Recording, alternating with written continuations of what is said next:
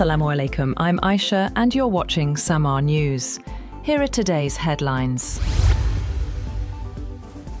President Donald Trump expresses confidence that a deal with Iran could be near, saying negotiations were going extremely well, while noting both direct and indirect talks are underway. He claimed recent US strikes effectively achieved regime change in Tehran, though military operations continue. Trump highlighted Iran's agreement to allow up to 20 oil tankers through the Strait of Hormuz as a sign of respect, underscoring the dual-track approach of diplomacy and military pressure. Pakistan is playing a key mediating role. Foreign Minister Ishaq Dar said Islamabad is preparing to host meaningful talks between Washington and Tehran, with a quadrilateral meeting, including Saudi Arabia, Turkey, and Egypt, emphasizing de-escalation and regional stability.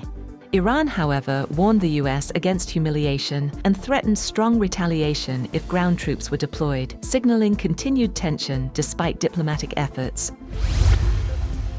US President Donald Trump has warned that Washington could completely obliterate Iran's energy and water infrastructure if a deal is not reached soon. In a social media post, Trump said the threat would also apply if the Strait of Hormuz is not immediately reopened to global shipping. He added that the United States is in what he described as serious discussions with a more reasonable leadership in Iran, claiming progress toward ending the conflict.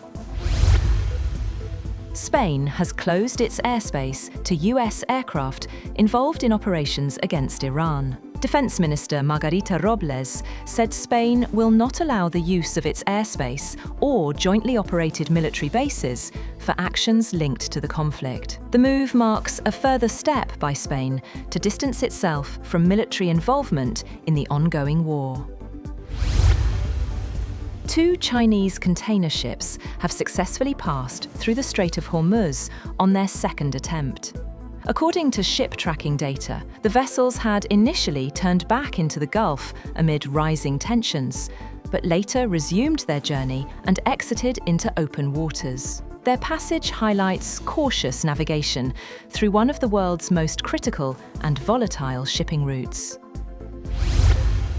Iran confirms the death of Revolutionary Guards Navy commander Alireza Tangsiri following severe injuries, Iranian media reported, based on a statement by the Guards. Israel's defense minister, Israel Katz, said on March 26, in a precise and lethal operation, the IDF eliminated the commander of the IRGC Navy, Tangsiri, along with senior naval command officials. Meanwhile, Saudi Foreign Minister Faisal bin Farhan Al Saud has met Prime Minister Shehbaz Sharif in Islamabad as Pakistan leads regional efforts to ease tensions. Both sides reaffirmed close coordination and support, with Pakistan expressing solidarity with Saudi Arabia during the ongoing crisis. Shehbaz Sharif also had meetings with the foreign ministers of Turkey and Egypt in Islamabad, as Pakistan intensifies efforts to ease tensions in the Iran conflict. Foreign Ministers Hakan Fidan and Badr Abdulati joined senior Pakistani officials, including Ishaq Dar, for high-level consultations.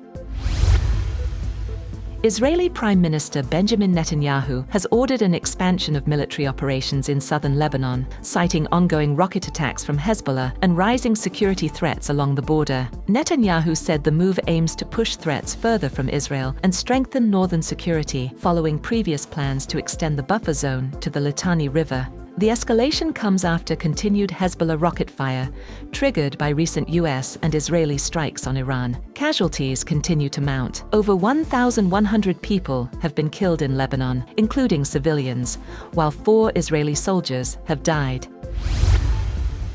US President Donald Trump said he had no problem with oil shipments to Cuba, reversing his previous stance as a sanctioned Russian tanker neared a Cuban port with a crucial crude delivery. The move comes amid a 3-month blockade that has worsened Cuba's energy crisis, causing blackouts and rationing. Trump emphasized sympathy for the Cuban people, calling the government corrupt and saying the shipment would not alter the regime's fate. The Russian tanker Anatoly Kolodkin, carrying about 650,000 to 730,000 barrels of crude, is expected to ease shortages for up to a month.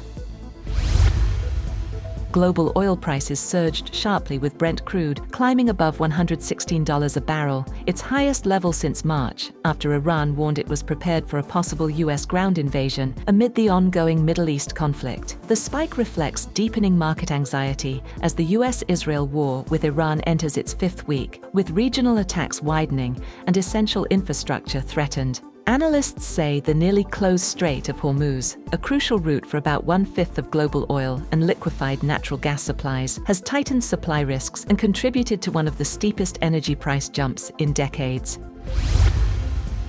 Iran's Islamic Revolutionary Guard Corps claims to have struck an industrial complex in southern Israel, triggering a fire and hazardous materials alarm at the Ramat Hovav industrial zone. Emergency crews moved quickly to contain the blaze and secure the area, as residents were told to stay indoors amid fears of toxic exposure. Officials say no major chemical leak has been confirmed, but the incident highlights the risks to critical infrastructure as the conflict escalates. That's all for now. For more updates, visit www.samaa.tv. Thank you for watching Samaa News.